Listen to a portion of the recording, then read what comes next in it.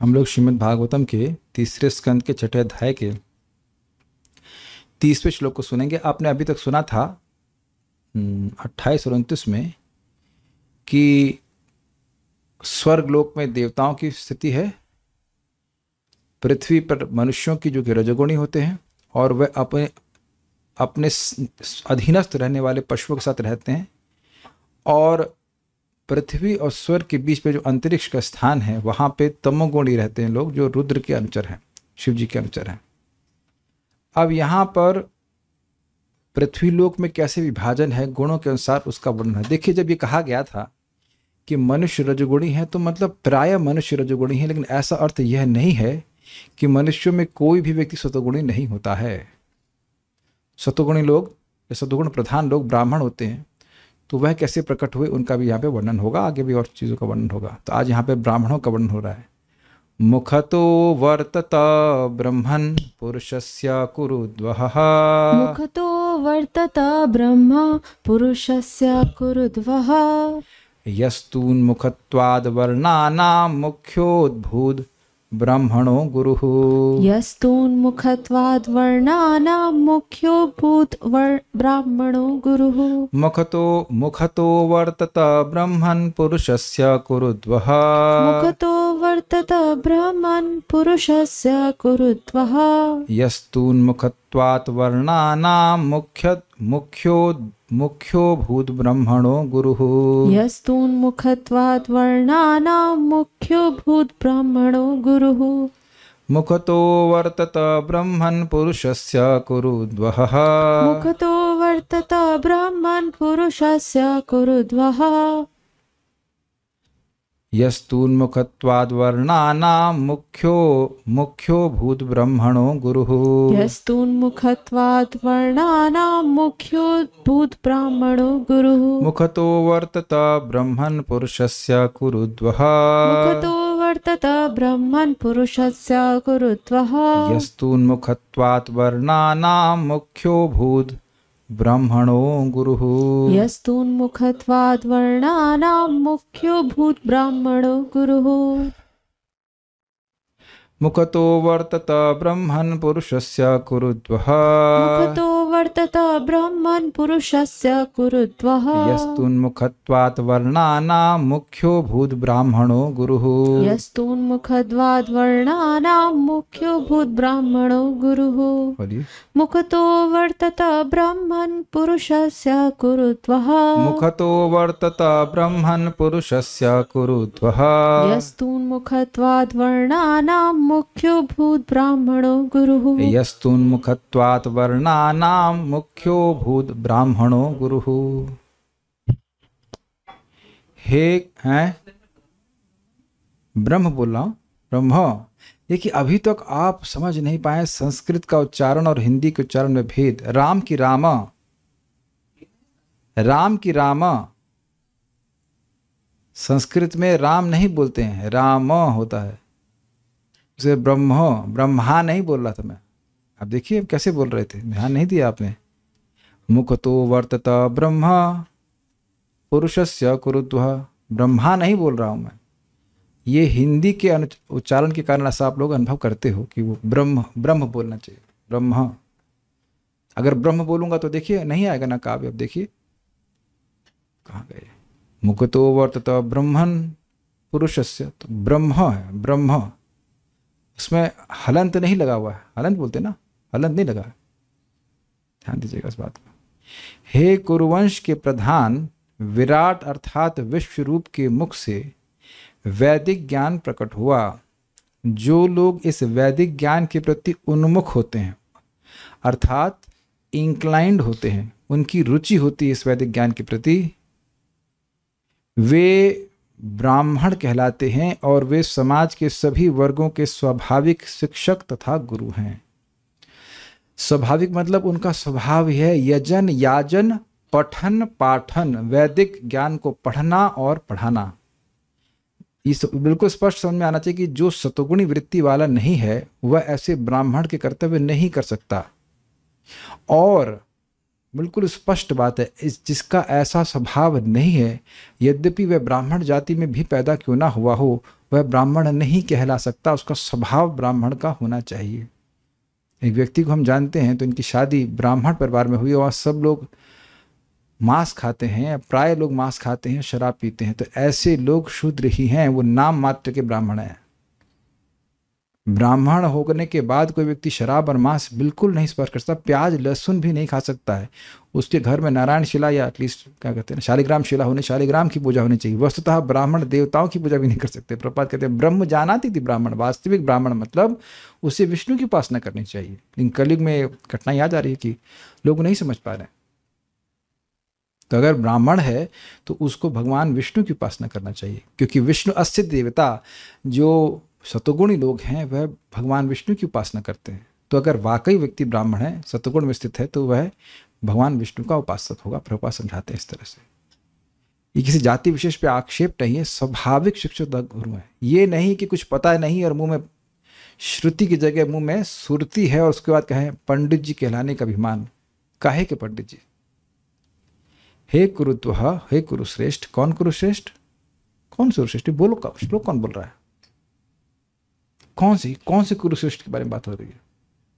हम भी बोल रहे हैं कौन कुरुश्रेष्ठ? हु इज कुरुश्रेष्ठ? सुखदेव गोस्वामी, विदुर जी से बात कर रहे हैं ना मैत्रेय मुनि। तो मैत्रेय मुनि विदुर जी से बात कर रहे हैं। यहाँ अर्जुन नहीं आए, ना ही युधिष्ठिर महाराज, ना धृतराष्ट्र, परीक्षित महाराज भी नहीं। कुरुक्षेत्र नहीं, सॉरी, कुरुश्रेष्ठ का मतलब हुआ विदुर जी के बारे में बात हो रही है। विदुर जी को बोल रहे हैं। पुरुषस्य मुखतः, पुरुष का मतलब यहाँ विराट पुरुष, विराट पुरुष के मुख से ब्रह्म अर्थात वेद अवर्ततः प्रकाशित हुए, वेद प्रकाशित हुए अर्थात वेदों का ज्ञान प्रकाशित हुआ। एवं तो अलग से लगाया गया, यह तू ब्राह्मण उन्मुखत्वात्, जो उस वेद के उन्मुख हैं वे ब्राह्मण जन हैं, अर्थात जो वेद पढ़ने के लिए इंक्लाइंड हैं, जिनकी रुचि वेद पढ़ने में है उसको ब्राह्मण कहा जाएगा। जिसकी रुचि श्रुति में है वह हो गया वे ब्राह्मण। वर्णानाम मुख्य, क्षत्रिय वैश्य आदि वर्ण समूह के मध्य मुख्य अर्थात प्रथम है गुरु च, अतः वह उनके मान्य गुरु हैं।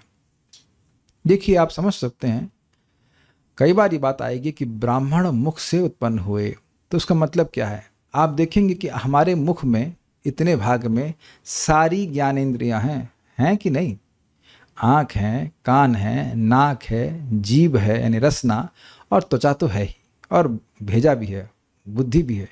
तो ये सूचित करता है कि बुद्धि वाला कार्य ब्राह्मणों का है। और यद्यपि सर कुछ ऐसे कार्य नहीं करता है मेहनत वाले, लेकिन क्या हम सिर के बिना किसी शरीर की कल्पना कर सकते हैं?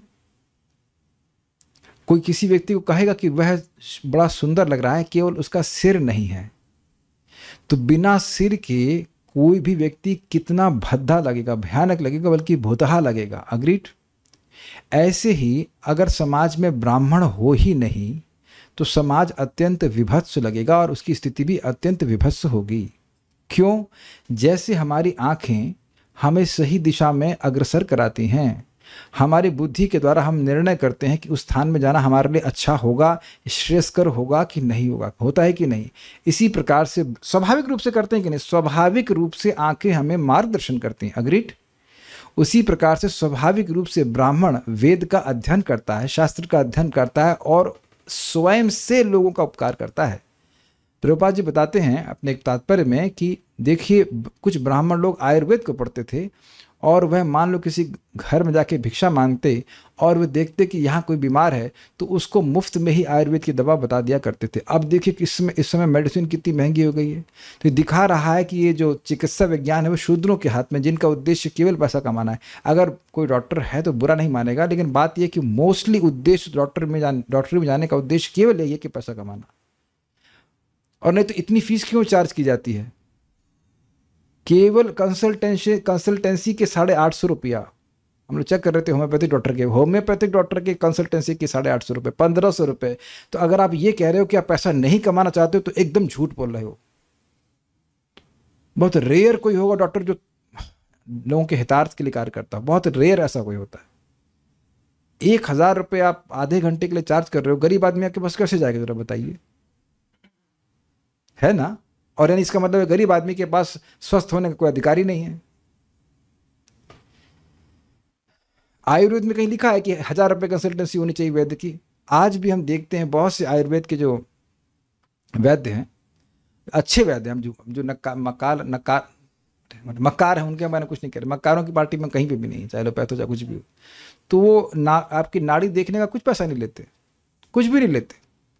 हम हरिद्वार में गए तो वो तो कुछ भी चार्ज नहीं करते, देखेंगे आप मेडिसिन लो देना लो, और मेडिसिन बहुत सस्ती होती है। तो पॉइंट क्या है कि मैं एग्जाम्पल खाली बात ही देना चाहता हूँ कि ब्राह्मण उदार होते हैं, उनका मन उदार होता है, वो ऐसे चीचड़ नहीं होते हैं, कंजूस नहीं होते हैं कि अब एक श्लोक पढ़ा है तो उसके लिए 500 रुपये जमा करो। ब्राह्मण डोनेशन यानी दान स्वीकार कर सकता है। भगवान स्वयं गीता में कहते हैं दान प्रतिग्रह, दान स्वीकार करता है और दान देता भी है। ये नहीं कि आप वास्तविक ब्राह्मण को देखेंगे महल में जाकर रह रहा है, ऐसा नहीं हो सकता है। He can not do that, उसका ब्रह्मत्व नष्ट हो जाएगा। ऐसा नहीं कि दान लिया और उसके बाद वो हजम कर जाएगा, नहीं, he will become beggar again.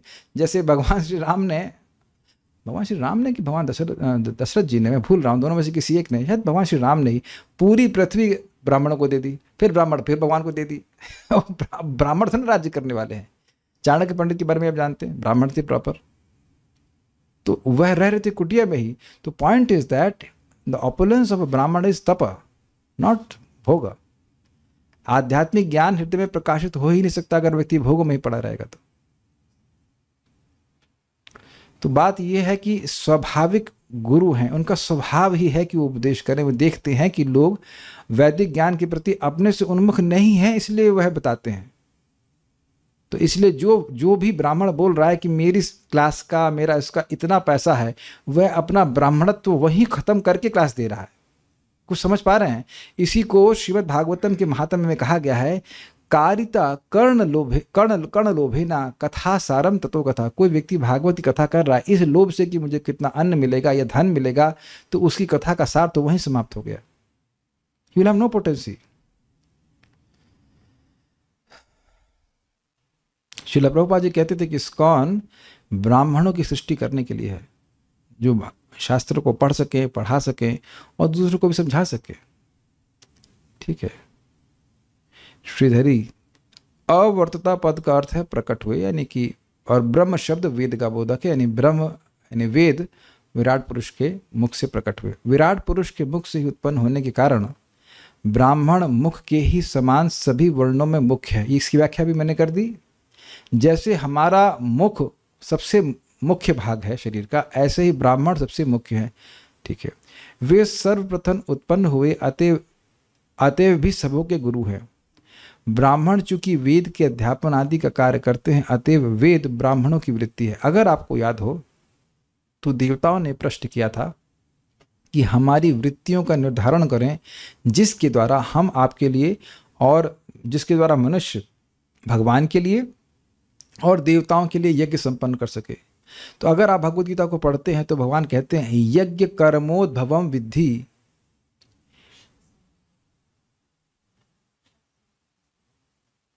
तो यज्ञ जो है, नहीं, यज्ञ कर्म समुद्भवम, यज्ञ कर्मों से उत्पन्न होते हैं, और कर्म ब्रह्मोद्भवम विद्धि ब्रह्माक्षर समुद्भवम। तो बताया गया कि यज्ञ जो है वह कर्म से उत्पन्न होते हैं। कर्म का मतलब जिसकी जो वृत्ति है उसके अनुसार वह कार्य करता है भगवान के लिए, तो उससे वह यज्ञ होता है।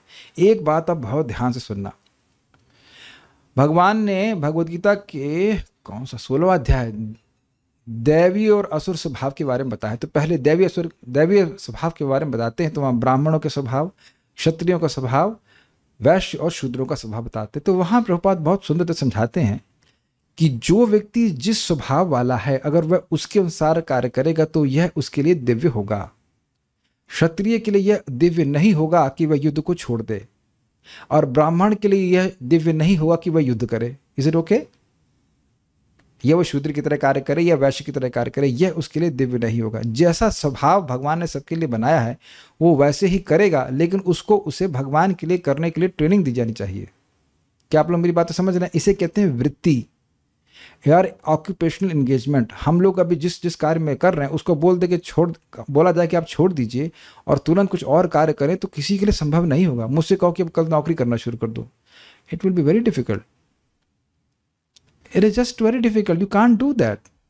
ये बिजनेस करना शुरू कर दीजिए, नहीं हो पाता, नहीं। स्वभाव मतलब आप उसके विपरीत जा ही नहीं सकते हैं, आप उसके विपरीत जा ही नहीं सकते, इसको स्वभाव कहा जाता है। और सभी लोग उसको देख रहे हैं और उसको चेंज करने की जरूरत भी नहीं है, क्योंकि आप चेंज कर भी नहीं सकते हैं। यस, स्वभावस्तु प्रवर्तित, हर व्यक्ति अपने स्वभाव के अनुसार प्रवर्तित हो रहा है, उसको कुछ करने की प्रवृत्ति है, उस वृत्ति को भगवान की सेवा में लगाना यह सिखाया जाता है और उससे व्यक्ति वहीं दिव्य हो जाता है। क्लियर, समझ में आ गया? ठीक है। इसलिए यहाँ पे विभिन्न वृत्तियों का वर्णन हो रहा है, क्योंकि देवताओं ने प्रार्थना करी थी भगवान हमारी वृत्तियों का निर्धारण करें, कैसे हम वृत्ति किस किस वृत्ति के अनुसार हम यज्ञों को संपादन कर सकते हैं और अपने स्थानों में सुखी रह सकते हैं। ठीक है। वेद रूपी वृत्ति के साथ ब्राह्मण विराट पुरुष के मुख से उत्पन्न हुए। इसी तरह से आगे के श्लोकों में जानना चाहिए कि अलग अलग वृत्ति के संग उत्पन्न हुए। वेद रूपी वृत्ति मतलब वेद पढ़ने की, पढ़ाने की उनकी इंक्लिनेशन थी, तात्पर्य प्रभुपाद जी का। जैसा कि भगवद गीता में पुष्टि हुई है 4.13 में, मानव समाज के चारों वर्ण विराट रूप के शरीर के क्रमानुसार विकसित हुए। क्या है श्लोक 4.13? जहाँ तक मैं समझ रहा हूँ, चातुर्वर्ण्य मया सृष्टम गुण कर्म विभागशः तस्य कर्तारमपि माम विद्य कर्तारम अव्ययम। 4 प्रकार के वर्णों की और आश्रमों की सृष्टि मेरे द्वारा हुई, भगवान ने बताया था। तो यहाँ पे ये बात की पुष्टि हुई है। ये शारीरिक विभाग हैं मुख, बाह, कमर तथा पांव। जो लोग मुख में स्थित हैं वे ब्राह्मण कहलाते हैं, जो बाहों में स्थित हैं वे क्षत्रिय कहलाते हैं। क्योंकि देखिए, इस जगत में देखा जाता है जब कोई खतरा आता है तो अपने हाथ से व्यक्ति रक्षा करता है, तो रक्षा करने का कार्य क्षत्रिय का, इसलिए कहा जाता है कि वे बाहों से प्रकट हुए। जो कमर में स्थित हैं वे वैश्य कहलाते हैं, क्योंकि पेट सबका पोषण का कार्य करता है, तो वैश्य व्यापार आदि के द्वारा, अन्न उगाने के द्वारा सबका पोषण करते हैं। और जो पांवों में स्थित हैं वे शूद्र कहलाते हैं। हर व्यक्ति भगवान के विश्व रूप में उनके शरीर में स्थित है। ये हम लोग दूसरे स्कंद में भी पढ़ चुके हैं। अतएव 4 वर्णों के रूप में किसी जाति को इसलिए निम्न नहीं मानना चाहिए, माना जाना चाहिए कि वह शरीर के किसी विशेष भाग में स्थित है। और वैसे भी देखिए, शरीर है, ये भाग विशेष किसके हैं? भगवान के हैं। तो भगवान के अंगों में तो इस प्रकार का भेद है नहीं, लेकिन भेद अगर है तो वृत्ति का भेद है। लेकिन इसका अर्थ यह नहीं कि कोई शूद्र है तो वह भगवान की दृष्टि में कमजोर है कुछ। हम अपने शरीरों में, अपने हाथों या पांवों के प्रति अपने व्यवहारों में कोई वास्तविक भेदभाव नहीं बरतते, यानी कि अपने शरीर के पांव को भी अपना ही अंग मानते हैं और हाथ को भी अपना ही अंग मानते हैं। ठीक है ना?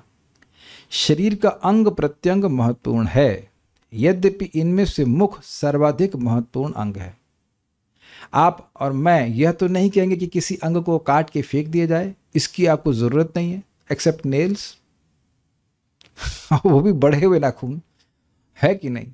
नाखून जब बढ़ जाते तो कुछ लोग उसे काट देते, कुछ लोग उसी को सजाते रहते हुए, अलग बात है, लेकिन काट देना चाहिए। तो अब आप बताइए कि क्या कोई व्यक्ति कभी सोचता है कि अपने हाथ और पैर को काट के फेंक दे क्योंकि वह नीचे है या पाँव नीचे है तो काट देना चाहिए? नहीं।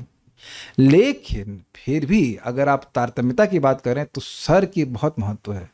भाई, जगत में देखा जाता है कि हाथ के बिना भी लोग जी रहे हैं। समझ गए मैं क्या कहना चाहता हूं? समझ गए? हाथ के बिना, दोनों हाथों के बिना भी लोग जी रहे हैं, दोनों टांगों के बिना भी लोग जी रहे हैं। लेकिन अब सर के बिना कौन जिया है? आज तक कभी सुने कि कोई व्यक्ति सर के बिना जी रहा है? केतु ठीक है, लेकिन मैं से बोल रहा हूं, सामान्यतः तो आप देखेंगे ना कि कोई सर के बिना नहीं जी सकता। यही प्रपात कह रहा है कि सर बहुत मुख्य है। ठीक है? इसलिए हम लोगों का बहुत बड़ा भाग्य माना जाएगा अगर हमारे जीवन में ब्राह्मणों का गाइडेंस हो। ब्राह्मणों का गाइडेंस कैसे मिलेगा? श्रील प्रभुपाद ब्राह्मण हैं, वैष्णव है, महाभागवत है, उनकी पुस्तकों का अध्ययन करने से, पढ़ने से, और ना पढ़ सके तो कम से कम सुनने से। क्योंकि देखिए, ये एक थोड़ा प्रॉब्लम है। हम इस्कॉन की संस्था हमारी बहुत बड़ी है और इसमें एक त्रुटि हो जा रही है। त्रुटि यह हो रही है कि हम सबसे एक्सपेक्ट करते हैं कि सब लोग पढ़ेंगे, और जबकि श्लोक में क्या लिखा है? जो वेद के ज्ञान के प्रति उन्मुख है वह ब्राह्मण है। इसलिए सब लोग पढ़ेंगे जरूरी नहीं है। सार्वभौम प्रभु एक दिन बड़ा सुंदर प्रवचन कर रहे थे और कह रहे थे देखिए सब लोग पढ़ ना सकें, लेकिन इसका मतलब ये नहीं कि सब लोग सुन नहीं सकते हैं। This is very interesting, this is very very interesting. और यही बात प्रभुपाद अन्यत्र बताते हैं कि देखिए पहले जमाने में उड़ीसा में और बंगाल में भागवत टुंगी हुआ करती थी गांवों में। तो अब जो लोग पढ़े लिखे भी नहीं होते थे वह भी जाकर के महाभारत के या रामायण की कथा को सुनते थे। आप लोगों के गांव में शायद हुआ करता हो कि पंडित जी बैठ गए, पढ़ने वाले पढ़ाने वाले पंडित जी एक हैं, लेकिन सुनने वाले बहुत से लोग हैं। तो गांव की महिला भी अगर सोई नहीं प्रवचन में तो वह सुन लेगी कि क्या होता है ना। प्रभुपाद जी कहते हैं भागवतम शुण्वताम, जो सुन रहे हैं भागवत में, सोवताम ने जो सो रहे हैं उनके भगवान नहीं बसेगा। लेकिन एक अनपढ़ महिला भी, ध्यान दीजिएगा, अनपढ़ महिला भी महाभारत के प्रसंग को जानने लगती है। मैं समझा पा रहा हूं? जो शास्त्र हैं उसके प्रति सबकी रुचि नहीं होती है पढ़ने के लिए, लेकिन इसका मतलब यह नहीं है कि शास्त्र का ज्ञान सबके पास पहुंच नहीं पाएगा। भारतीयों में स्पेशली ये गुण है कि अगर आध्यात्मिक प्रवचन होता है तो लोग सुनना चाहते हैं, उनकी इंक्लिनेशन है टू नो द अननोन। हमें घर में गए थे तो वहाँ बता रहे थे कि उनके घर में कोई महाराज जी आया करते थे तो कोई याद कर रहे थे, हाँ महाराज जी जब जिंदा थे तो आते थे तो गीता के बारे में कुछ कुछ बताते थे। I mean everyone has that inclination. अगर आप अपने को करो दें, अपने भूतकाल को देखें, जब आप भक्ति में नहीं आए थे तो कभी कोई पंडित जी या कुछ आ जाते थे और कुछ थोड़ी बहुत भी कुछ कथा बताते थे। आपका अनुभव नहीं तो समझते किसी को भी अनुभव नहीं है, तो वो लोग रुचि से सुनते थे कि क्या है रामायण में या महाभारत में या क्या क्या क्या कुछ रहस्यमय बातें हैं ना, कुछ सुपर नेचुरल बातें, वह भी सुनना चाहते थे। तो इस प्रकार का ज्ञान ब्राह्मणों का कर्तव्य है कि वह दें। ठीक है ना, ये बात है। ओके, शरीर का अंग प्रत्यंग महत्वपूर्ण है, यद्यपि इनमें से मुख सर्वाधिक महत्वपूर्ण अंग है। यदि अन्य अंगों को शरीर से काट कर अलग कर दिया जाए तो मनुष्य जीवित रह सकता है, किंतु यदि उसका मुख काट दिया जाए तो वह जीवित नहीं रह सकता। अतः भगवान के शरीर का यह सर्वाधिक महत्वपूर्ण अंग उन ब्राह्मणों का आश्रय स्थल कहलाता है जो वैदिक ज्ञान के प्रति उन्मुख होते हैं, जिज्ञासु होते हैं, समझने पढ़ने अभ्यास करने में उनका रुचि होती है। ये होता है उन्मुख। मतलब जो वैदिक ज्ञान के प्रति उन्मुख न होकर संसारी मामलों के प्रति उन्मुख होता है वह ब्राह्मण नहीं कहला सकता, भले ही वह ब्राह्मण वंश या ब्राह्मण पिता से क्यों न उत्पन्न हुआ हो। बिल्कुल स्पष्ट है, ब्राह्मण पिता से उत्पन्न होने से कोई ब्राह्मण बनने का पात्र नहीं हो जाता। जैसे कोई अगर कोर्ट का क्या कहते हैं उसको, जज है, तो उसका बेटा क्या केवल पिता के जज होने से ही वह वकील बन जाएगा या जज बन जाएगा? नहीं, उसकी एक फेवरेबल सर्कमस्टांस है, ऐसी अनुकूल परिस्थिति में उसका जन्म जरूर हुआ है कि वह वकालत कर सकता है, लेकिन जन्म लेने मात्र से वो जज नहीं बन सकता है। उसी प्रकार से केवल ब्राह्मण परिवार में जन्म लेने से और कोई इस प्रकार का अभ्यास न होने से व्यक्ति शूद्र अवस्था में ही रहता है। कितनी दुर्गति है कि आजकल लोग सोचते हैं कि हमारा लड़की जो है ब्राह्मणी है, उसकी शादी जो है वो ब्राह्मण लड़के से होनी चाहिए, और हो सकता है कि जो लड़की को देखने आए तो उस तथाकथित ब्राह्मण लड़के के हाथ में सिगरेट हो।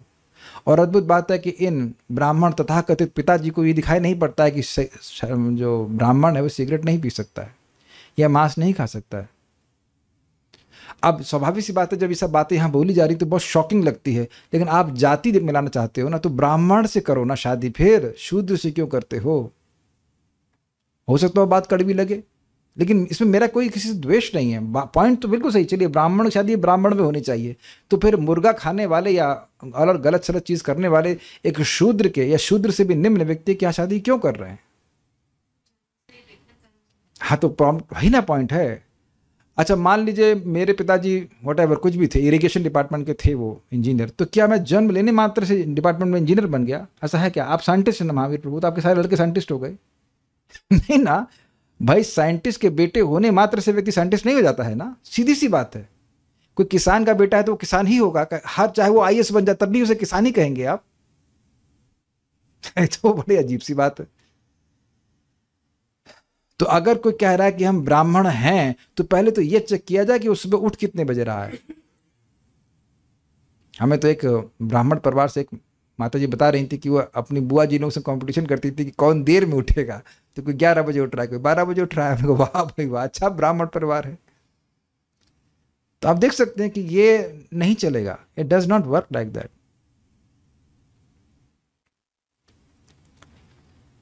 वेद भगवान के मुख में स्थित होते हैं और इसलिए जो कोई वैदिक ज्ञान के प्रति उन्मुख होता है वह निश्चय ही ब्राह्मण होता है। तो सिम्टम क्या देखा पहले आपने, जिसका वेद के प्रति अर्थात श्रीमद् भगवद गीता भागवतम के प्रति रुचि है, उसको पढ़ने पढ़ाने में रुचि, वह ब्राह्मण है। तो देख करके डोनेशन देना चाहिए किसी को। दान स्वीकार करने का अधिकार एक्चुअली केवल ब्राह्मण का है। क्षत्रिय दान स्वीकार नहीं कर सकते, न ही वैश्य और न ही शूद्र। This is very interesting. अगर आप लोगों को पता हो तो अर्जुन को दुर्योधन ने कहा था, जब वो 5 बाण मांगने गए थे ना, तो अर्जुन ने याद दिलाया कि आपने मुझे वरदान कहा था, वर मांगने के लिए कहा था। तो कह ठीक है, तो मैं तुमको राज्य दूंगा। तो नहीं, मैं क्षत्रिय हूं, मैं ऐसे राज्य कैसे ले लूंगा, अब तो लड़के ही लूंगा। सी द मूड ऑफ क्षत्रिय। भीख नहीं मांग सकता क्षत्रिय। Make sense? भिक्षा मांगने का अधिकार केवल ब्राह्मण का है, क्षत्रिय का नहीं है। लेकिन एक बहुत ध्यानपूर्वक बात सुनिएगा, वह भिक्षा मांग रहा है, दान मांगता है या आवश्यकता के अनुसार दान मांगता है, लेकिन इसका मतलब यह नहीं है कि उसका कोई कंट्रीब्यूशन नहीं समाज में हो। ये रहा है कि आजकल समाज में वैदिक ज्ञान का कोई वैल्यू नहीं है, इसलिए ब्राह्मणों की भी कोई वैल्यू नहीं रही। कुछ समझ में आ रहा है ना बात? अभी एक हमारे रिश्तेदार से पूछ रहे थे, वो मुझे बता रहे थे कि उनकी लड़की शायद अभी 8वीं में होगी, 7वें 8वें में होगी, और उसकी 17,000 रुपये महीने की फीस है पढ़ाई की। हमने कहा 24,000 तो मेरे पूरे एक सेमेस्टर की फीस हुआ करती थी। 4 महीने 2003 की बात कर रहा हूँ। 24,000 में IIT की बात कर रहा हूँ, वहाँ पे 24,000 में हम पढ़ते थे। 4 महीने या 5 महीने की फीस, और यहाँ 1 महीने की बच्चे की फीस। और अब प्रश्न कर लिया जाए कि क्या उसको शिक्षा का एक अक्षर भी पढ़ा रहे हैं, तो उत्तर क्या है? 0, कुछ भी नहीं पढ़ा रहे। तो देखिए, माता पिता भी इसी प्रकार से अज्ञान में है और इसी प्रकार से उनको उल्लू बनाया जा रहा है कि स्टूडेंट्स भी इसी प्रकार से बर्बाद होते हैं। एक बात समझ लीजिएगा, शिक्षा तो फ्री ही दी जाती है, शिक्षा हमेशा फ्री दी जाती है। उसके बदले में कोई शिष्य दक्षिणा देता है, दान देता है, अलग बात है, लेकिन टीचर को शिक्षा फ्री ही देनी चाहिए। भारत में यही चल रहा था 1900 तक। शिक्षा का कोई चार्ज नहीं लगता था कि 1700 रुपये लाओ, ट्यूशन फीस ये दो, वो दो, फिर ना। You can not give knowledge, you can not, immediately शूद्र बन जाता है। लेकिन अब किसी के मन में डर ये है, अरे हम ट्यूशन फीस नहीं लेके तो हमारी रोटी कैसे चलेगी, तो उसका मतलब आप ब्राह्मण नहीं हो। एक बात आप प्रकट समझ लेना, धर्म रक्षति रक्षता। जो अपनी धर्म, अपनी वृत्ति की रक्षा करता है, भगवान बैठे हैं उसकी, वो भूखा नहीं मर सकता है। धर्म उसकी रक्षा करता, धर्म रक्षा करता मतलब भगवान रक्षा करते हैं कि अपने धर्म की रक्षा कर रहा है। बहुत सारी बातें हैं, लेकिन अब हम मेन बात यहाँ पे है कि कौन व्यक्ति शास्त्र के प्रति रुचि रख रहा है। और ये समझ लीजिए कि जैसे साइंटिस्ट बहुत कम होते हैं, ऐसे ब्राह्मण भी बहुत कम होंगे। लेकिन एक साइंटिस्ट बहुत से लोगों को लाभ कर सकता है कि नहीं, अगर प्रॉपर रिसर्च करता है, उससे बहुत से लोगों को लाभ हो जाता है। ऐसे भले ही ब्राह्मण एक हो, लेकिन वो बहुतों को लाभ कर सकता है, बहुतों को मार्गदर्शन प्रदान कर सकता है। ठीक है, जैसे इस जगत में भी आप देखते हैं कि डॉक्टर एक होता है, लेकिन कितने मरीजों को सही कर देता है कि नहीं। ऐसा तो नहीं कि एक डॉक्टर केवल एक ही मरीज को ठीक करता है। वैदिक ज्ञान के प्रति यह उन्मुखता भी किसी विशेष जाति या संप्रदाय तक सीमित नहीं है। किसी भी परिवार का तथा विश्व के किसी भी भाग का कोई भी व्यक्ति वैदिक ज्ञान के प्रति उन्मुख हो सकता है और इससे वह असली ब्राह्मण होने के योग्य हो जाएगा। बिल्कुल स्पष्ट है, असली ब्राह्मण स्वाभाविक तौर पर शिक्षक या गुरु होता है, मतलब वह शिक्षा ही देगा, वह गुरु का ही कार्य कर सकता है और कुछ कार्य कर ही नहीं सकता। जब तक किसी को वैदिक ज्ञान नहीं है, कोई व्यक्ति गुरु नहीं बन सकता। बड़ा इंटरेस्टिंग है, एक बार हम एक व्यक्ति से मिले थे ट्रेन में और हमने उनसे पूछा कि आप कौन हैं, भगवान कौन हैं और भगवान से आपका क्या संबंध है। तो उससे पहले वो मुझे बताए कि वो अपने गुरुजी से मिलने जा रहे हैं। तो हमने कहा, गुरुजी आपको बताए कभी कि आप कौन हो, भगवान कौन है और भगवान से आपका क्या संबंध है? कहते हैं ये भी बताते हैं गुरुजी। सी इसका मतलब ये गुरु जी को खुद ही नहीं पता है। इस्कॉन में ऐसा कौन व्यक्ति होगा, इस्कॉन में ऐसा कौन व्यक्ति होगा जिसको नहीं पता कि वह आत्मा है, कृष्ण भगवान है और वह उनका नित्यदास है। एटलीस्ट थ्योरी तो सबको क्लियर है कि नहीं? चाहे वो भागवतम पूरा पढ़ा हो या ना पढ़ा, पूरा तो पढ़ा, कौन पढ़ेगा पूरा? पूरा तो आप उंगलियों पे गिन सकते कितने लोग पूरा भागवत पढ़े होंगे, लेकिन गीता तो पढ़ते हैं लोग, थोड़ा बहुत पढ़ते हैं, तो इतनी बात समझ में आती है। और उस व्यक्ति को नहीं पता है, वो दीक्षा लेके घूम रहा है, तो उन गुरु को भी ठीक से ज्ञान नहीं है। मेरा एक व्यक्ति इंटरव्यू लेने आए थे किसी परिवार से, हरिद्वार में कोई परिवार है, तो उससे वो आए। तो पहले वो मेरा इंटरव्यू लेते मैंने से पूछा, ये बताइए भगवान कौन है? तो 2-3 लोग थे, यार भगवान कौन है, भगवान कौन है? हमने, क्यों आपके परिवार में बताया नहीं भगवान कौन है? नहीं हम लोग एक्चुअली इतना बहुत सीरियस नहीं है, इसलिए हम लोग को नहीं पता है कि भगवान कौन है। हमने कहा देखिए, इस्कॉन में किसी व्यक्ति को पूछिए, चाहे वो सीरियस हो चाहे ना हो, उसको इतना पता है कि कृष्ण भगवान है कि नहीं? क्यों सुंदरा माता जी, आप गीता पढ़ ली पूरा? आधा पढ़ा है, तो उससे पहले मालूम चलेगा कि ना कृष्ण भगवान है? नहीं पता चला आपको? हाँ, कृष्ण भगवान पता चल गया। आप एक सेमिनार भी अटेंड करेंगे तो मालूम चल जाएगा कृष्ण भगवान है, एकदम स्पष्ट मालूम चल जाता है।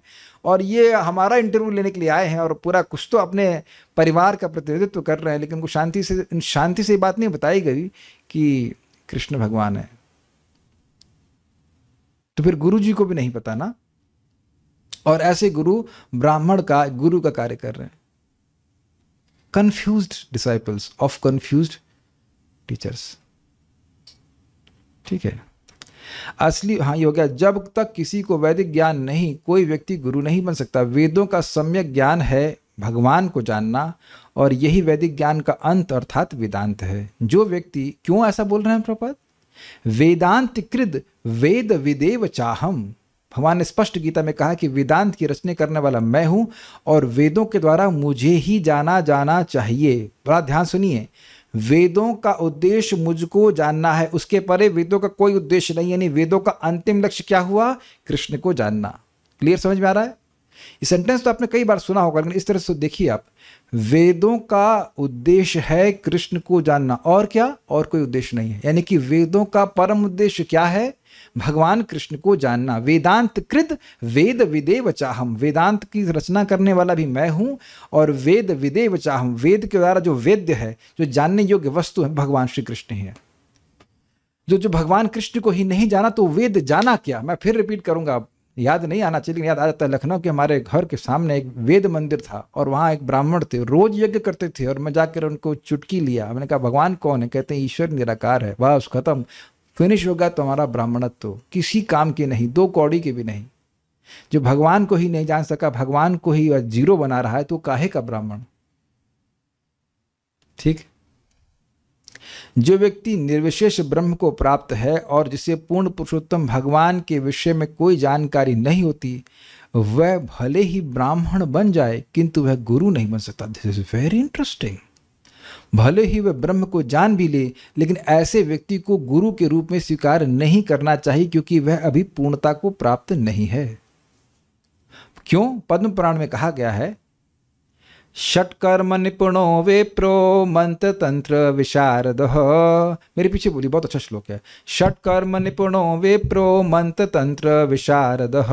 षट्कर्म निपुणो विप्रो मंत्र तंत्र विशारदः। अवैष्णवो गुरुर्न स्याद् वैष्णव श्वपचो गुरुः।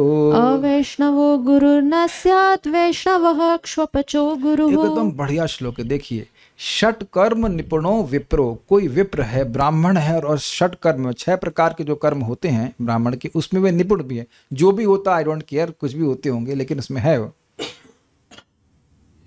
हाँ यही है। हाँ हो गया, याद आ गया। 6 कर्म यही है ना, यजन याजन पठन पाठन दान और प्रतिग्रह। यस, यही 6 कर्म है। तो विप्रों के, ब्राह्मणों के जो 6 कर्म है उसमें खूब निपुण है। मंत्र तंत्र विशारद, मंत्र में, और तंत्र मतलब यहाँ पे वो उस तरह का तंत्र नहीं है, ये मतलब पूजा के संबंध में, उसमें विशारद है, बीए किया हुआ है बहुत एक्सपर्ट है। फिर भी अवैष्णवो गुरुर न स्यात्, लेकिन वो वैष्णव नहीं है तो वह गुरु नहीं हो सकता है। ब्राह्मण तो है, बड़ा इंटरेस्टिंग है, ब्राह्मण है लेकिन गुरु नहीं है। गुरु मतलब वो वैष्णव होना चाहिए, विष्णु का उपासक होना चाहिए, क्योंकि वेद का मुख्य प्रयोजन है भगवान को जानना, और गुरु का भी एकमात्र उद्देश्य है कि शिष्य को कृष्ण के विषय में बताए। जब कृष्ण को जाना ही नहीं, विष्णु को जाना ही नहीं, तो वो कैसे गुरु हुआ। और आखिरी लाइन तो बड़ी जबरदस्त, वैष्णव स्वपचो गुरु। स्व मतलब होता है कुत्ता, और पच मतलब पचाने वाला। जो कुत्ता पचाने वाले घर में, यानी कुत्ता खाने वाले के यहाँ भी पैदा हो। ध्यान दीजिए कि कुत्ता पैदा खाने वाला नहीं हो सकता है गुरु, कुत्ता खाने वाला गुरु नहीं हो सकता है। कुत्ता खाने वाले क्या कदाचित पैदा हो गया हो, तो अब भी अगर वो वैष्णव है, भक्त है, तो वह गुरु होना चाहिए। देखिए कुछ लोग नए हैं, पुराने हैं, सब लोग अलग अलग, हमारा मिक्स्ड भक्त है यहाँ पे। लेकिन एक बात थोड़ा समझ लीजिएगा, गुरु कौन प्रमाणिक है। तो पहले तो ये समझाए कि आप कौन हो। हम लोग हैं आत्मा। दूसरा, हमारा भगवान से क्या संबंध है। तो हम लोग भगवान के नित्य दास हैं, सेवक हैं। आत्मा है, भगवान के सेवक हैं। और इस संबंध को जागृत करने की प्रक्रिया क्या है। और भगवान कौन है, भगवान कृष्ण है। इसको संबंध को जागृत करने की प्रक्रिया क्या है, भगवान की भक्ति, अभिधेय, और इससे प्रयोजन क्या मिलना है, भगवान का प्रेम। ये तीन तीन चार बातें हैं, ये गुरु को एकदम क्लियर होनी चाहिए। अगर यह भी क्लियर नहीं है तो वह गुरु नहीं हो सकता। हो सकता है कि गुरु को अब ये ना पता हो कि ब्रह्मांड की सृष्टि एकदम ठीक ठीक प्रकार से कैसे हुई। 5वें स्कंद में अगर गुरु जी नहीं बता पा रहे, तो इसका मतलब यह नहीं कि वह योग्य गुरु नहीं है। 5वें स्कंद को ना भी पूरी तरह कोई समझ पाए, इसका मतलब यह नहीं कि वो प्रामाणिक वैष्णव नहीं है। सुनाई पड़ रहा है कि नहीं पड़ रहा है भाई। बहुत सारी बातें हैं, हर बात तो हर व्यक्ति नहीं समझ सकता, लेकिन जिसको इतनी बात समझ में आ गई जो कि भगवान की भक्ति करना ही जीव का परम धर्म है, और भक्ति करके वह भगवान की प्राप्ति कर सकता है, तो ये सब बातें, वो ऐसा व्यक्ति प्रमाणिक गुरु है।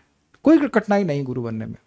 अमार आज्ञा गुरु होइए तारे देश। महाप्रभु की आज्ञा से व्यक्ति गुरु बन सकता है और भगवान की बात को बताए। मन मना भव मत भक्तु मद्याजिम नाम नमस्कुरु इत्यादि सब बातों को बताए, तो वह व्यक्ति प्रमाणिक गुरु है।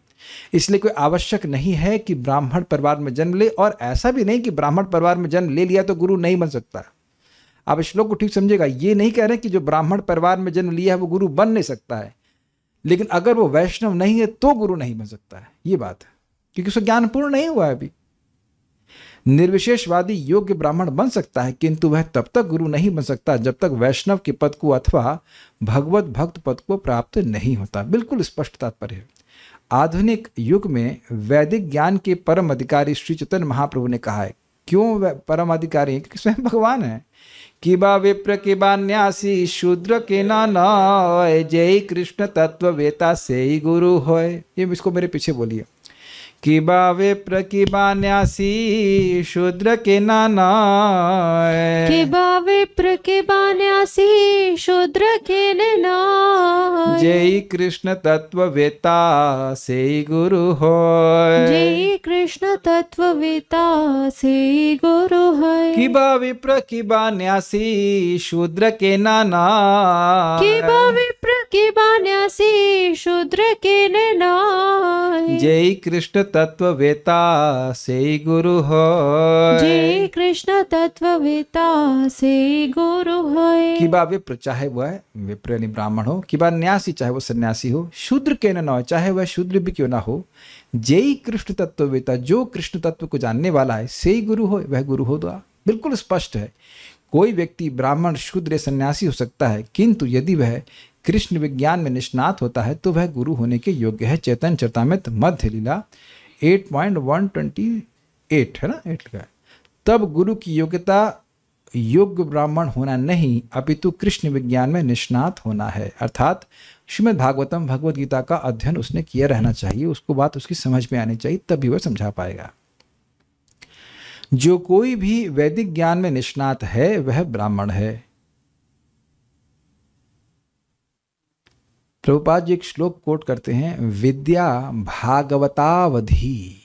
अवधि मतलब सीमा, विद्या मतलब ज्ञान, और भागवत का मतलब श्रीमद् भागवतम। विद्या की अवधि अर्थात सीमा क्या है?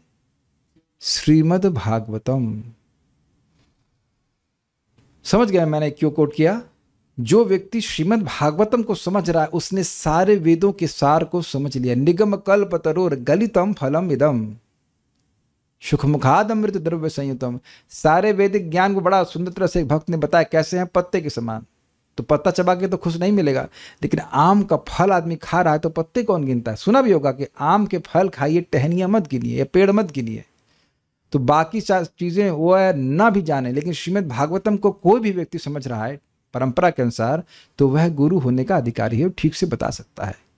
और मान लीजिए कोई बैठ करके तपस्या कर रहा है, कैसी तपस्या, एक हाथ को ऊपर रखे 12 साल से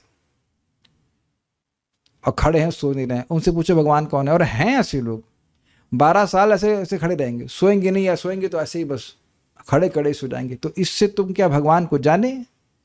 अगर तुम ये भगवान को जानते तो तुम ये कभी तपस्या करते? कौन से शास्त्र में बता रहे हैं भगवान, स्पेशली गीता भागवत में तो कहीं नहीं बताया कि हाथ खड़ा करके ऐसे रखो।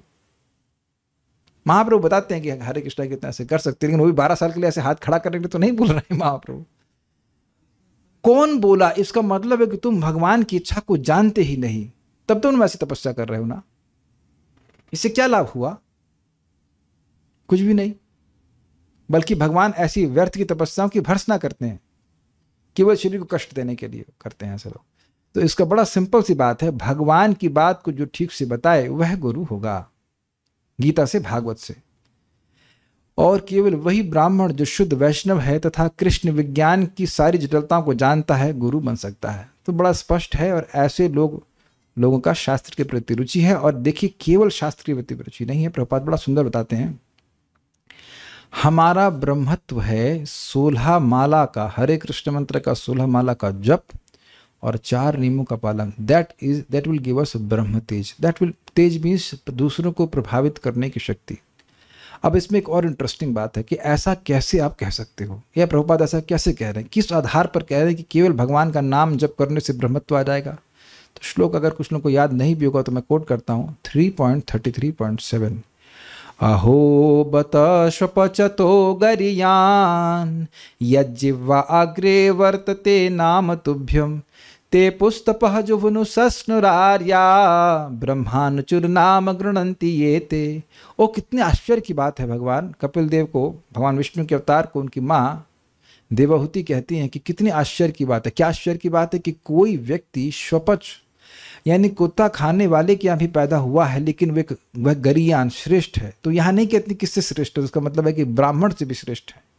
अहो बता अश्वपचतो गरियान यह जिह्वा अग्रे वर्तते नाम तुभ्यम, जिसकी जिह्वा के अग्रभाग पर आपका एक नाम आता है, लेकिन तुभ्यम का मतलब आपको प्रसन्न करने के नाम उच्चारण करता है।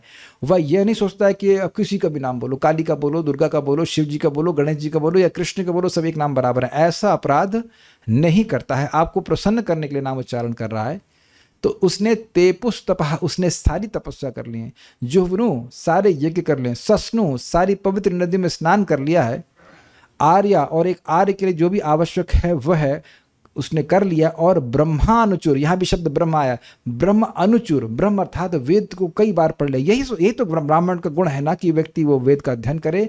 तो जो निरपराधिक रूप से नाम उच्चारण कर रहे हैं वह सारे वेद पढ़ लिए। इसीलिए दुर्गा जी कहती हैं कि माँ ऋच माँ साम, ऐसे करके बोलती है कि साम वेद पढ़ने की जरूरत नहीं है, ऋग्वेद पढ़ने की जरूरत नहीं है। गोविंद गायति नित्य शाह, गोविंद का नित्य ही तुम कीर्तन करो। हरे कृष्णा कृष्णा कृष्णा हरे हरे, हरे राम राम राम हरे हरे। और इसी तात्पर्य में प्रभुपाद समझाते हैं कि अद्वैताचार्य जी नवद्वीप में सभी ब्राह्मण समाज के लीडर थे, और जब उनको सबसे पहले भोजन का यानी क्या कहते हैं श्राद्ध पात्र कहा जाता है, सबसे पहले जिस ब्राह्मण को खिलाया जाता है तो वह सबसे अधिक योग्य ब्राह्मण होता है। तो उन्होंने हरिदास ठाकुर को बुलाया जो कि मुसलमान समाज से थे, और हरिदास ठाकुर जी कहते हैं इतने सारे ब्राह्मण हैं और फिर भी आपने मुझे सबसे पहला श्राद्ध पात्र खिलाया। तो कहते कि आपको खिलाने के द्वारा मैं करोड़ों ब्राह्मणों को, योग्य ब्राह्मणों को भोजन कराने का लाभ प्राप्त कर रहा हूँ, क्योंकि आप निरपराधिक रूप से नाम उच्चारण करते हैं। तो नाम की इतनी अद्भुत महिमा है। एक भक्त हमको आज कह रहे थे कि हमको कभी कभी अच्छा लगता है, कभी कभी नहीं लगता है। इसीलिए ये सारे श्लोक याद रखने चाहिए। जब कभी आपको नाम जप में थोड़ा संघर्ष अनुभव हो तो नाम की महिमा याद करके नाम उच्चारण करना चाहिए। अनर्थ निवृत्ति में थोड़ा ऊपर नीचे होता रहता है। Obviously you take care of health also, practical भी देखना होता है, लेकिन ये बहुत बड़ी महिमा नाम की है। समझ रहे ना बात? तो जो कोई भागवत पढ़ते हैं उन्हें नाम भी लेने की प्रेरणा मिलती है। तो व्यक्ति, ये तो मैं किस बात क्यों कह रहा था, जो प्रभुपाद ने कहा कि आप हरे कृष्ण मंत्र का जप करते हैं, नियमों का पालन करते हैं, तो इससे स्वतः आपका ब्रह्मत्व आ जाता है, आपको ब्राह्मणत्व आ जाएगा। और आप देखेंगे कि ऐसा करने से शास्त्र भी आपको आसानी से समझ में आने लग जाएंगे। अच्छी देर सम क्वेश्चन स्टॉप। हमारा स्वभाव ब्राह्मण का है या क्षत्रिय का या वैश्य का या शूद्र का, कई कैसे समझें भाई? जिस आपने क्या समझा, जिसकी शास्त्र को पढ़ने पढ़ाने में रुचि है उसका ब्राह्मण स्वभाव है, सीधी सी बात है। भगवान के भक्त ब्राह्मण होते हैं, पर यदि वे जॉब भी करते हैं तब, दैट्स अ इंटरेस्टिंग क्वेश्चन, कि भाई अगर वह जॉब कर रहे हैं तो क्या तब भी वे ब्राह्मण हैं? देखिए, वृत्ति से तो वो ब्राह्मण नहीं कहलाए जा सकते, लेकिन जैसे कि श्रीपाद रामानंद राय, वह शूद्र परिवार में जन्म लिए थे और वह गवर्नर के रूप में कार्य कर रहे थे, बेसिकली नौकरी कर रहे थे, लेकिन उनसे श्रीमन चैतन्य महाप्रभु ने हाईएस्ट रस तत्व की डिस्कशन की है। वो सबसे highest topic, one of the highest topics कहा था चैतन्य चरितामृत का। तो आपने एक पॉइंट भूल गए, पॉइंट ये था कि गुरु किसको बनाए? वैष्णव को। और दूसरा पॉइंट क्या था? किबा विप्र किबा न्यासी शूद्र के न नोय, जेई कृष्ण तत्व वेता सेई गुरु होए। बहुत ध्यान से सुनना होगा, यानी कि कृष्ण तत्व का वेत्ता होने के लिए जरूरी नहीं है कि व्यक्ति ब्राह्मण वृत्ति में ही हो, जैसे कि श्रीपाद रामानंद राय हैं इसके एग्जाम्पल। रूप गोस्वामी और सनातन गोस्वामी ब्राह्मण परिवार में जन्मे थे, लेकिन उनको फोर्सिबली नौकरी कराई गई। वो भी मुसलमान परिवार, मुसलमान क्या था उसका नाम, नवाब हुसैन शाह, उसके अंडर वह सेवा किए। तो क्या उनका भगवान का तत्व ज्ञान नष्ट हो गया? तो ऐसा नहीं है कि कोई व्यक्ति अगर नौकरी कर रहा है तो वह भगवान के यश का प्रचार नहीं कर सकता है। हमसे मिलने के लिए आए थे एक वक्त, पीसी शर्मा नाम था ना, प्रकाश चंद्र शर्मा प्रभु बता रहे थे कि हिमाचल प्रदेश में कोई भक्त हैं जो कि आईएएस ऑफिसर हैं, शायद आईपीएस हैं, आईएएस हैं, जो भी हो। तो उनके सुबह जब में 190 लोग जब आते हैं, वह भी रोज कथा करते हैं, क्लास करते हैं, लोगों को भगवान के बारे में बता रहे हैं। तो जरूरी एकदम नहीं है कि कोई नौकरी कर रहा है तो वह अब प्रचार कृष्ण भावना का नहीं कर रहा या कृष्ण तत्व को नहीं जानने वाला होगा। वृत्ति भले ब्राह्मण की ना हो, लेकिन वैदिक ज्ञान का यानी भागवतम का तो वह ज्ञान प्रदान कर सकता है, इसमें कोई कठिनाई नहीं है अगर उसके पास इस प्रकार का समय निकल रहा हो तो। How to know our personal स्वभाव, मैंने अभी बताया ना आपको, because I want to serve lord according to my स्वभाव। तो अभी मैंने को बताया ना कि आपका जो स्वभाव होगा वो कार्य करने में आपको कोई कठिनाई नहीं होगी। जिन लोगों का स्वभाव नौकरी का है तो वो नौकरी ही करेंगे और कोई ऑब्जेक्शन नहीं है, एब्सोल्युटली नो ऑब्जेक्शन। प्लीज इस बात को ध्यान से सुनिएगा, कोई ऑब्जेक्शन नहीं है, लेकिन एटलीस्ट सुबह शाम तो व्यक्ति भगवान की भक्ति में लगाए, कम से कम इतना तो करे। अभी हम एक भक्त से देख ही रहे, उनसे बातचीत कर रहे थे, संकार में भी आ रहे थे, तो वो नौकरी कहीं कर रहे हैं, लेकिन वो उनका इंक्लिनेशन है कि वो अपना कुछ अपना व्यापार करेंगे। तो वस्तुतः इसका मतलब यही सिद्ध हो रहा है कि उनको नौकरी करना अच्छा नहीं लग रहा है, वो कुछ व्यापार करने के प्रति इंक्लाइंड है। और ये जो कन्फ्यूजन है स्वभाव का वो इसीलिए है क्योंकि लोगों को इस प्रकार की शिक्षा दी ही नहीं जा रही है। अगर आप देखिए कि सारी शिक्षा प्रणाली किधर है, शूद्र बनाने के लिए, सबको नौकरी कराओ। और आप देखिए ये भी देख रहे हैं कि बहुत से आईआईटी के लड़के जाकर के बड़ा बड़ा बिजनेस शुरू करते हैं, क्यों? क्योंकि उनका स्वभाव वैश्य का है, उनका स्वभाव शूद्र या इंजीनियर का नहीं है। तो ये थोड़ी प्रॉब्लम शिक्षा प्रणाली की भी हो जाती है। पहले गुरु देखते थे कि इसका क्या स्वभाव है, उसके अनुसार उसको ब्राह्मण, उसको क्षत्रिय या वैश्य, विभिन्न प्रकार के ट्रेनिंग दी जाती है, इसे कहते हैं वोकेशनल ट्रेनिंग। तो आजकल ऐसी दिक्कत है, तो धीरे धीरे व्यक्ति को समझने में आना पड़ेगा कि क्या उसको अच्छा लगता है। बहुत लंबा एक प्रश्न करते हैं एक भक्त, मैंने एक लेक्चर में सुना था जैसे कि आपने भी कहा है कि हम सब अपने साइकोफिजिकल नेचर के अकॉर्डिंग कार्य करते हैं, मतलब स्वभाव के अनुसार कार्य करते हैं, ठीक है। फॉर एग्जाम्पल उसी के अनुसार सेवा लेते हैं। साथ ही ये भी सुना कि भक्ति में डिटरमिन रहकर हमारा एक लेवल ऐसा आता है कि हम उसे भी पार कर जाते हैं, अपने साइकोफिजिकल नेचर के बाहर भी सेवा कर पाते हैं। इसे कैसे समझे? देखिए सिंपल सी बात है, जब तक हम प्रकृति के गुणों के अंतर्गत हैं तब तक तो स्वभाव हम पर हावी रहेगा, लेकिन प्रकृति के गुणों के पार चले गए तो स्वभाव की कोई अपेक्षा नहीं। जैसे कि देखिए अब परशुराम है तो वह है ब्राह्मण परिवार में जन्म लिए, लेकिन क्षत्रिय की तरह भी कार्य कर ले रहे हैं। वो तो भगवान के अवतार हैं। एक राजकुमार थे, उनका नाम भूल रहा हूँ, सुयज्ञ नाम था, क्या नाम था ना, सुयज्ञ नहीं था, कुछ रहा होगा, भूल रहा हूँ नाम। तो उन वह क्षत्रिय परिवार में थे, जन्म लिए थे, राजा के लड़के थे, उनको शाप मिला था शूद्र हो जाने का, लेकिन भगवान की भक्ति की तो शूद्र नहीं हुए, भगवान के पास चले गए। तो स्वभाव बना कैसे, तो समझिए स्वभाव बना है विभिन्न प्रकार के कर्मों को करने के कारण और गुणों के अनुसार। तो गुणों का प्रभाव जब समाप्त तो आपका स्वभाव समाप्त, फिनिश। कोई ये ब्राह्मण क्षत्रिय वैश्य शूद्र ये तो आत्मा का स्वभाव नहीं है, तो गुणों के अनुसार है। शूद्र मुख्यतः तमोगुण में होते हैं, ऐसे शुरू करते हैं, ब्राह्मण मुख्यतः रजोगुण में, सॉरी सतोगुण में होते हैं, क्षत्रिय मुख्यतः रजोगुण में रहते हैं, वैश्य रजोगुण तमोगुण मिश्रित में रहते हैं, और शूद्र जो है वो तमोगुण में रहते हैं। लेकिन अब अगर कोई व्यक्ति भगवान की भक्ति करके पार हो गया इन गुणों के, तब वो शूद्र तो ना रह गया। क्या प्रहलाद महाराज असुर रह गए? नहीं। तो जब तक गुणों के अंतर्गत है तब तो स्वभाव हावी रहेगा, लेकिन जब गुण के पार चला जाएगा तब स्वभाव के विपरीत भी, मतलब विपरीत मीन्स अपनी इच्छा के अनुसार कर सकता है। प्रसद्र नाम था, यस, प्रसद्र नाम था, यस, लाइक दैट। ओके, और कोई प्रश्न तो यहाँ पे नहीं है। हाँ, माइक पे पूछिए, ये मैं रिपीट कर सकता हूँ जैसे भी चाहें।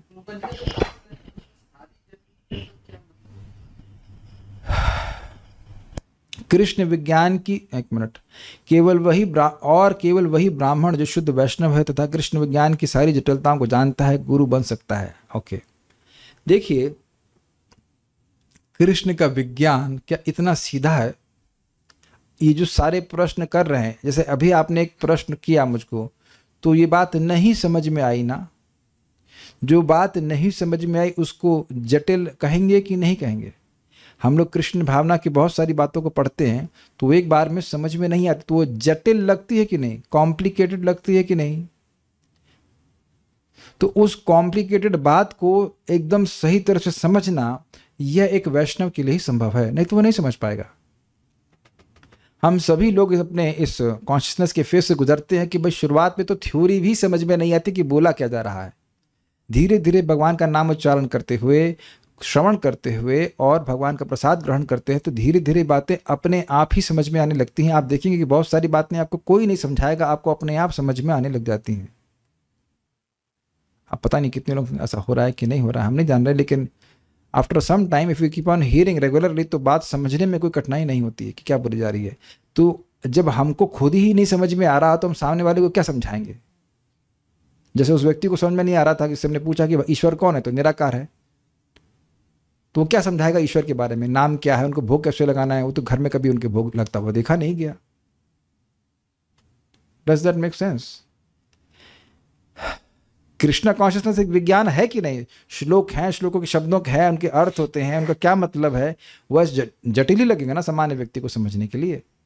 तो जब तक व्यक्ति भक्त नहीं बनेगा उसको नहीं समझ पाएगा। आप 13वें अध्याय को देखना, वहां भगवान बोलते हैं मद भक्त एतद विज्ञाया, मेरे भक्त ही इस ज्ञान को समझ सकते हैं। क्वाइट इंटरेस्टिंग, बिल्कुल भगवान स्पष्ट कहते हैं 13वें अध्याय में कि मेरे भक्त ही इस बात को समझ सकते हैं, और जो व्यक्ति इसको समझेगा वो गुणों के पार चला जाएगा, ऐसे कर कुछ भगवान बताते हैं 13वें अध्याय में। मेरे भक्त ही इस ज्ञान को समझ सकते हैं। भगवान ने गीता में नहीं कहा, बड़े सुंदर अर्जुन को कहते हैं भक्तो सीमे सखा चेतिद रहस्यमेतद उत्तमम, तुम मेरे भक्त हो, मेरे सखा हो, इसीलिए मैं तुमको इस उत्तम रहस्य को दे रहा हूं। और भगवान भी राजर्षियों को ही ज्ञान दिए हैं। और प्रभुपाद बड़ा सुंदर बताते हैं कि अर्जुन गीता के अध्याय की शुरुआत में, अध्ययन की शुरुआत में थे क्षत्रिय, लेकिन बाद में वे बन गए ब्राह्मण, क्योंकि भगवान को समझ गए। नष्टो मोहो स्मृतिर्लब्ध्वा तत्प्रसादात् मयाच्युतः करिष्ये वचनं तव। तो जो व्यक्ति भगवान को समझ रहा है तो वह तो ब्राह्मण से भी श्रेष्ठ अवस्था में हुआ ना। तो व्यक्ति चाहे कुछ भी हो, अब फिर वही मैं बात बोलूंगा कि अर्जुन क्षत्रिय की ब्राह्मण है, क्या कहोगे? वो तो युद्ध कर रहे हैं, तो बाह्य रूप से यद्यपि वह युद्ध करते हुए दिख रहे हैं, लेकिन है वो ब्राह्मण से भी श्रेष्ठ, क्योंकि भगवान को समझ रहे हैं, अपने संबंध को भगवान से समझ रहे हैं। I hope this is very clear. तो अब ये बातें सूक्ष्म हैं, जटिल हैं, तो जो व्यक्ति भक्ति करता है उसको बात समझ में आती है, और नहीं तो लोग समझ ही नहीं पाते बात। ठीक है, तो यहाँ रुकते हैं। श्रीमद् भागवतम की जय, श्रील प्रभुपाद की जय, निताई गौर प्रेमानंदे। हरे कृष्णा।